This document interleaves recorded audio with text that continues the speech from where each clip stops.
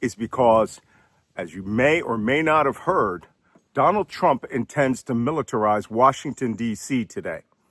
Last week, a guy, young 19-year-old kid from Doge, who went by the name Big Balls, who took part in the dismantling of a major part of the U.S. government, was beaten severely at 3 a.m. while coming home with his girlfriend partying in Washington, D.C. Washington, D.C. police saw the fight. It was 8 men to 1, and he was beaten badly. However, Washington, D.C. is a very big city, a very big city. I lived there for 10 years. And that part of the city, DuPont Circle, is not really known for its violence. However, the altercation occurred.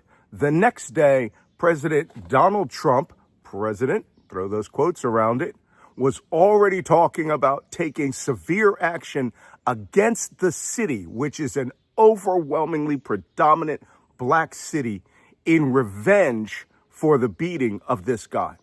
And so now it is starting to manifest itself. I'm hearing from political sources, diplomatic sources, people in the military and the National Guard in the Washington, D.C. area, that 1,000 National Guardsmen are being mobilized to take control of the streets of the city. Another component of this that's very unusual is Donald Trump seems to be very upset with the fact that there are homeless people in Washington, D.C. And one of the missions of the National Guard, troops who are coming there with riot gear and weapons, is to take all the homeless out of Washington, D.C. and move them somewhere. Where? Who knows? Maryland is to the east and north. Virginia is to the southeast.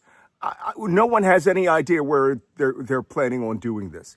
It doesn't matter. What you are seeing here is you are seeing Donald Trump nationalize a generally civic affair. Washington, D.C. has a police force. They have investigated the issue. They have captured 2 of the people. But you're seeing one white man, MAGA, one result in a siege that is going to be laid on the city of Washington, D.C. in an effort to cleanse it of what we really know is his hatred of black people. This could be one of the precipitating events of the start of an American Civil War. I don't know. All I know is that we know from the last time this will likely manifest in very, very large protests. I'm going to be going down there if it gets to that, and we're going to be finding out whether Donald Trump intends to militarize it and do what he said he was going to do, which is rename Washington District of Columbia, which, by the way, was a deal made by Alexander Hamilton, all right, and George Washington, to name it after George Washington, and turn it into Freedom City or whatever Peter Thiel wants it named at. We are in a disgraceful point in American history. Disgraceful. But what you are seeing is what you can expect in the future. A dictator who is using one event, his white boy Kristallnacht, in order to lay siege to a black city. This is not going to end well. And if cooler heads prevail, maybe that moron will find something else to take his attention away from Jeffrey Epstein. I want to hear your comments down below. In the comments, for those of you who are subscribers, send this message out. This cannot stand. We cannot allow this to happen. If it requires us to massively protest instantly, we need to do it. Because, like I said, Donald Trump laying siege to a city that is overwhelmingly black and the rest of it's overwhelmingly liberal. There's only one reason for this.